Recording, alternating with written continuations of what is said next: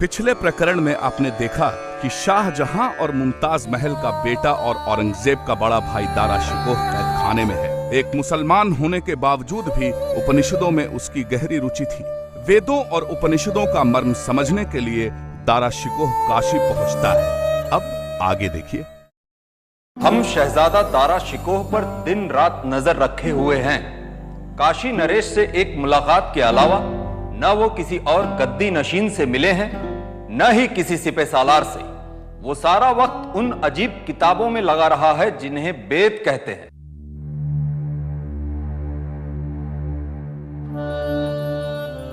वेद वेद वेद, आखिर ये वेद है क्या जिसके पीछे दीवाना बन गया है मेरा भाई? ये काफिरों के खुदा की जुबान है हुजूर, शायद ऐसा कहते हैं। और ये भी कहते हैं कि इसमें जादू मंत्र की बातें लिखी हुई हैं। लेकिन काफिरों के तो कई खुदा हैं। हाँ हाँ हाँ, वेद भी कई हैं, शायद 4 हैं। अच्छा, दारा शिकोह को 4 वेदों से घिरा रहने दो। हमें तो यह देखना है कि हम आगरे को चारों सिफत से कैसे घेरते हैं। बंगाल में आपके भाई सूजा और गुजरात में छोटे भाई मुराद को हमने खबर कर दी है कि वो आगरे को कूच की तैयारी कर दे और दक्खन से हम आगे बढ़ेंगे। जैसे सरौते में सुपारी पिस जाती है, दारा की फौजों को 3 तरफ से घेरकर चूर चूर कर देंगे हम। जंग में अपनी ताकत लगाना जितना जरूरी है, उतना ही जरूरी है दुश्मन को अंदर अंदर खोखला करना। पर ऐसा हम कैसे कर सकते हैं? सुना है रियाया में बड़ा नेक नाम है दारा का। रियाया में होगा, पर इस खबर रसां के खत में तो यह लिखा है कि अमीर उमरा दारा से खुश नहीं। उन्हें डर है कि अगर वो गद्दी पर बैठा तो हिंदुस्तान से तहजीब व मजहब का नामो निशान मिट जाएगा। मुसलमानों में यह खबर फैलानी होगी कि दारा काफिर हो गया, दीन ईमान रोजा कुरान सब भूल चुका है। हिंदू रियाया में यह फैलाना होगा कि वेदों पुराणों का प्यार दारा का एक ढोंग है, इसमें कोई असलियत नहीं। सच तो यह है कि वह भी 5 वक्ती नमाजी है। और सच भी यही है। खामोश। सियासत में सच से बड़ा होता है वो झूठ जिसे लोग सुनना चाहें और उसे ही सच मानने को तैयार हो जाएं। देखना, हिंदू और मुसलमान दोनों खड़े हो जाएंगे दारा के खिलाफ। क्या बात है, आपने मेरा रास्ता क्यों रोका है? तुम फिर उसी मलेच्छ के पास ही जा रहे हो ना? मैं किसी मलेच्छ को नहीं जानता। हाँ, शहजादा दारा शिकोह से मिलने जरूर जा रहा हूँ। हाँ, आप कई दिनों से उसी विधर्मी का साथ कर रहे हैं और गपड़ गपड़ गपड़ पता नहीं क्या बात किए जा रहे हैं आप। वेद वेदांग और उपनिषदों की चर्चा अगर आपको घपड़ घपड़ लगती है तो इसमें मेरा कोई दोष नहीं है। वेद वेदांग से उस विधर्मी का क्या मतलब है? जिसे आप मलेच्छ कहते हैं ना, वो उपनिषदों का फारसी जुबान में अनुवाद कर रहा है, जिससे बाकी दुनिया भी वेदों को पढ़े और जाने। हाँ, यानी अब वेद की ऋचाएं भी उल्टे हाथ लिखी जाएंगी, सब उलट कपलट। नहीं नहीं नहीं नहीं नहीं। सच किसी भी भाषा में लिखा जाए उससे उसका अर्थ नहीं बदलता। हाँ, पर एक गैर मजहबी को वेद की ऋचाएं क्यों पढ़ाई जाए? ज्ञान का अधिकार सभी को है। हाँ, जो वेद अनादिकाल से आत्मा की एकता और मनुष्य की एकात्मता की घोषणा करते हैं, उनकी चर्चा करते वक्त हमें केवल पात्र सुपात्र का ध्यान देना चाहिए, किसी के जाति धर्म या मजहब का नहीं। हाँ, हाँ, हाँ, हाँ, हाँ, हाँ, हाँ, हाँ।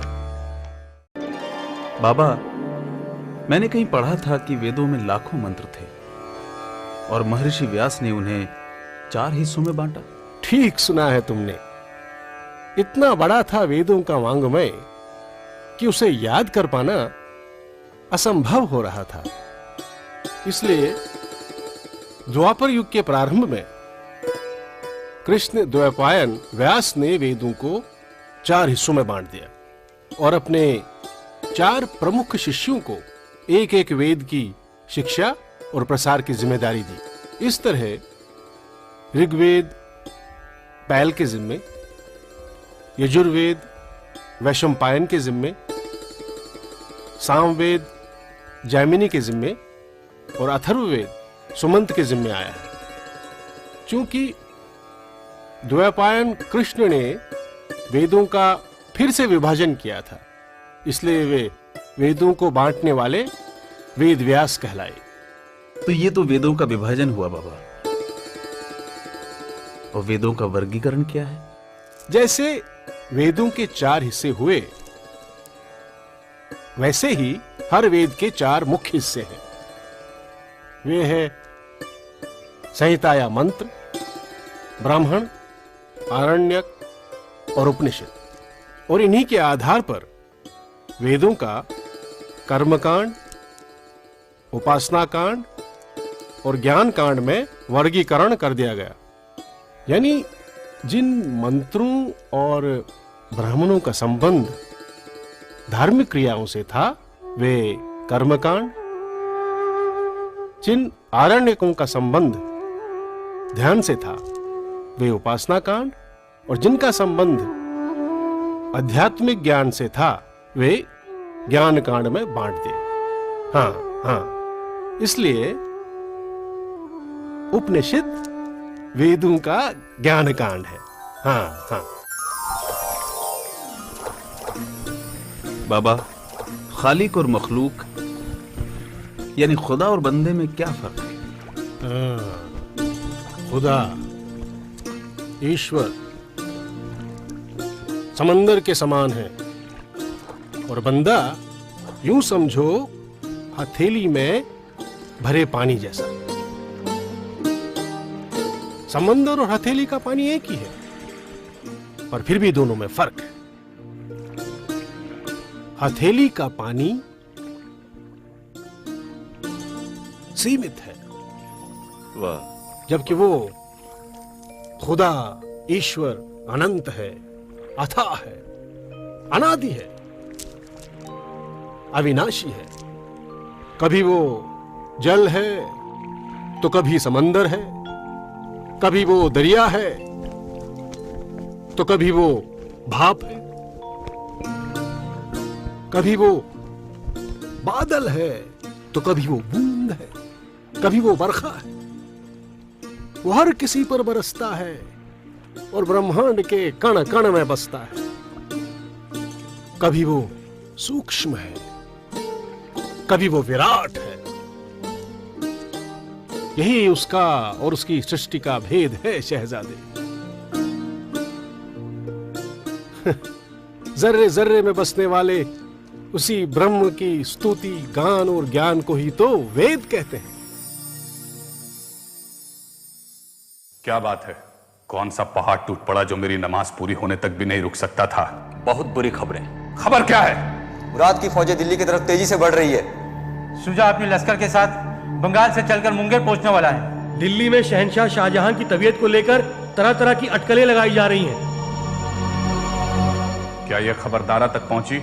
जी, सुना है वो जल्द ही बनारस से दिल्ली के लिए रवाना होने वाले हैं। पर हमें फौरन यहां से रवाना हो जाना चाहिए। सच तो यह है कि आपके भाइयों सूजा और मुराद पर मुझे बिल्कुल यकीन नहीं। उसमें से जो पहले आगरे पहुंच गया वही तख्ते ताउस पर बैठ जाएगा। इस बात का इल्म मुझे भी है शाहस्ता खान। बल्कि उन दोनों ने तो वालिद साहब की बीमारी की खबर सुनते ही अपने अपने सिक्के भी जारी करवा दिए और खुतबा भी पढ़वा दिया। फिर हम यहां क्यों वक्त बर्बाद कर रहे हैं? क्योंकि मैं उन दोनों के आगे नहीं पीछे रहना चाहता हूं। जब उनकी नजर आगरे पर रहेगी, हमारी नजर उन पर रहेगी। तुम्हारी रफ्तार से पता चलता है कि तुम्हारी खबर बहुत जरूरी है। बोलो। आलीजा, दिल्ली में शहंशाह की तबीयत बहुत ज्यादा खराब हो गई है। उन्हें आगरा ले जाने की तैयारियां भी शुरू हो गई हैं। तब तो जरूर चलना होगा हमें आगरा। बाबा, मुझे फौरन दिल्ली के लिए रवाना होना पड़ेगा। मेरे अब्बा हुजूर की तबीयत नासाज होने की खबर आई है।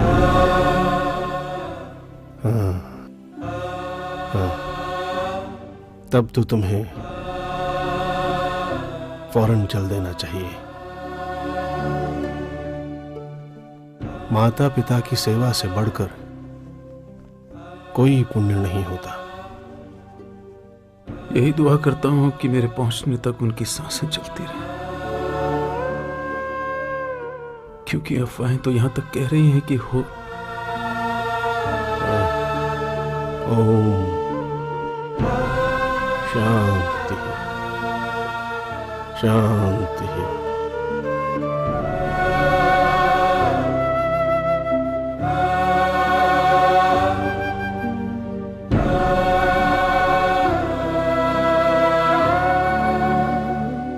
बेटे,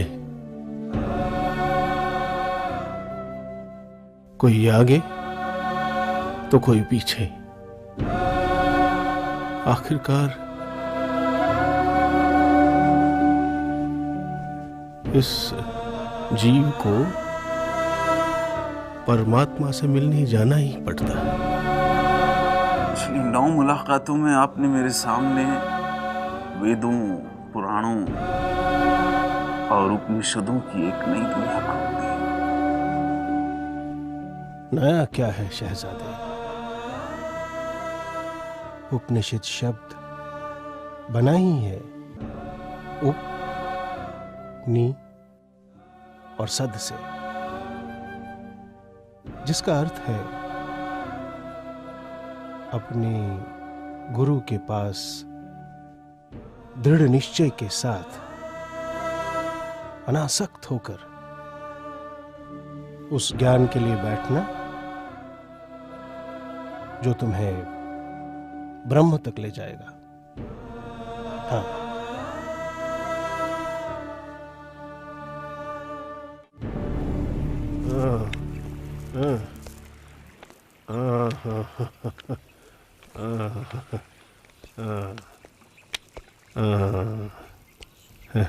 मुअज्जिज संत, बस इतना बता दीजिए कि मैं अपने लिए क्या करूं। न न न न न न न न, तुम्हें कुछ नहीं करना है शहजादे। तुम्हें न शेख बनना है न संत, और ना ही ओगढ़ों की तरह अचरज भरे कारनामे करने की ताकत पानी है। हाँ हाँ, कुछ बनना चाहते हो तो पाक साफ ईमानदार फकीर बनो, क्योंकि वेद हमें यही सिखाते हैं। जब तक वासना खत्म नहीं होगी, तन की, मन की, धन की, शासन की, तब तक न ब्रह्म के दर्शन होंगे न अल्लाह के। इसलिए बादशाह भी बनो तो ये मत भूलो कि तुम उसके गुलाम हो, और उसकी सेवा का एकमात्र तरीका है प्रजा की सेवा करना।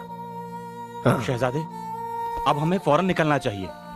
हाँ, जाओ, ज्योति के पथ पर आगे बढ़ो, जाओ। हाँ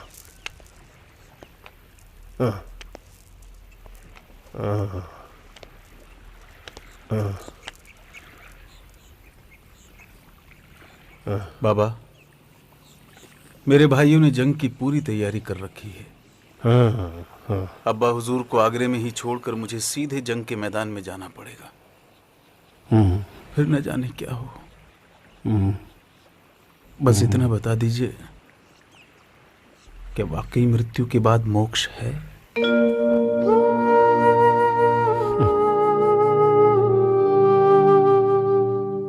जो ये जान लेता है कि वो ये शरीर नहीं है, वो मृत्यु से पहले ही मुक्त हो जाता है शहजादे। मिलने को तो वो भी बेकरार है, और उससे वापस मिलने की शर्त पर ही तो जुदा हुए थे हम। फिर काहे का डर? बस आंखों से पर्दा हटाने भर की देर है।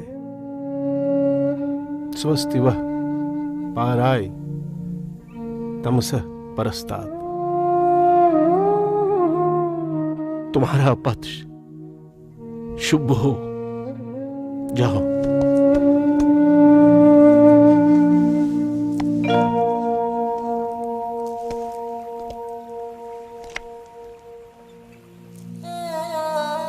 ये क्या कर रहे हो शहजादे?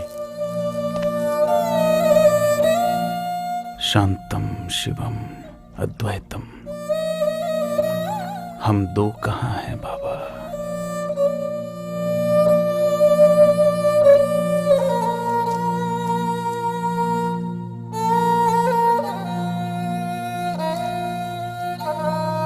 जाओ।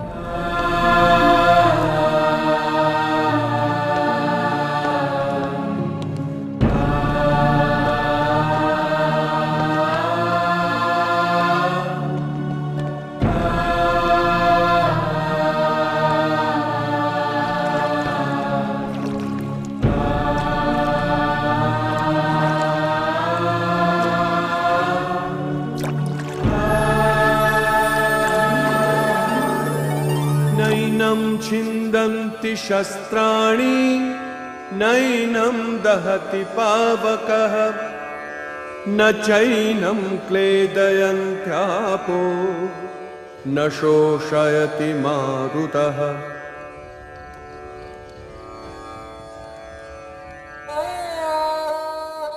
न शस्त्र उसे काट सकता है, न अग्नि उसे जला सकती है, न जल उसे गला सकता है और न पवन उसे सुखा सकता है। सिपहर,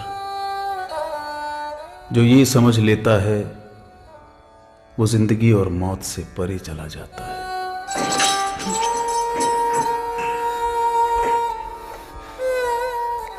घबराओ मत, हर एक को एक ना एक दिन अपने ईश्वर, अपने अल्लाह के पास ही तो जाना है।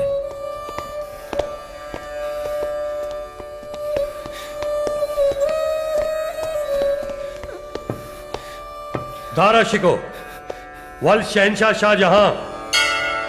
ओम पूर्णमदः पूर्णमिदं पूर्णात् पूर्णमुदच्यते पूर्णस्य पूर्णमादाय पूर्णमेवावशिष्यते।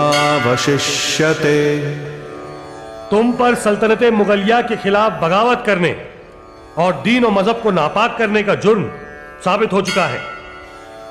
द्यौः शांति अंतरिक्ष शांति पृथिवी शांति आपः शांति औषधयः शांति वनस्पतयः शांति सर्वः शांति।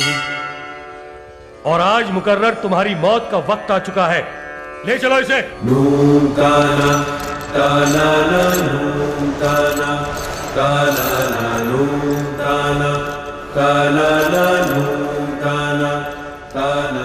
अभयान, अभयान, अभयान, अभयान।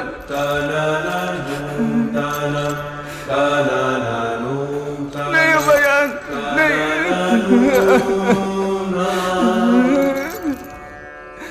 ब्रह्म शांति सर्वशु शांति शांतिरेव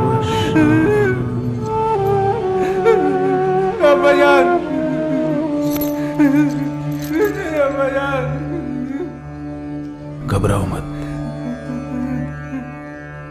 न कोई मरता है न कोई जन्म लेता है। आत्मा अजर है, अमर है, अनश्वर है। सच कभी नहीं मरता।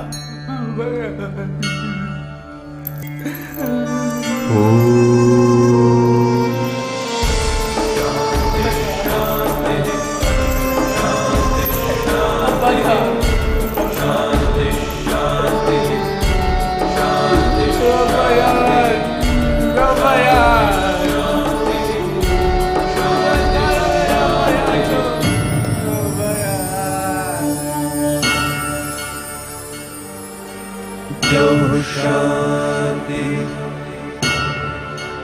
अंतरिक्ष शांति पृथिवी शांति आपः शांति औषधयः शांति वनस्पतयः शांति शांति।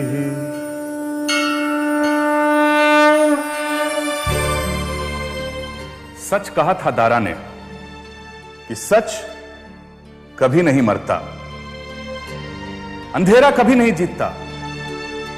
दारा शिकोह के किए गए फारसी अनुवादों के जरिए ही उपनिषद और पुराणों को 18वीं सदी में फ्रेंच और जर्मन विद्वानों ने जाना। जर्मन वेदपाठी मैक्स म्यूलर ने वेदों पर शोध किया और पूरी दुनिया को वेदों के प्रकाश से परिचित करवाया। शाहजहां का बनाया गया ताजमहल भले ही एक दिन क्षय हो जाए, परंतु दारा शिकोह जैसे विद्वानों के अनुवाद के द्वारा दुनिया में फैली वेद की वाणी सदा अक्षय रहेगी। क्या है वेदांत?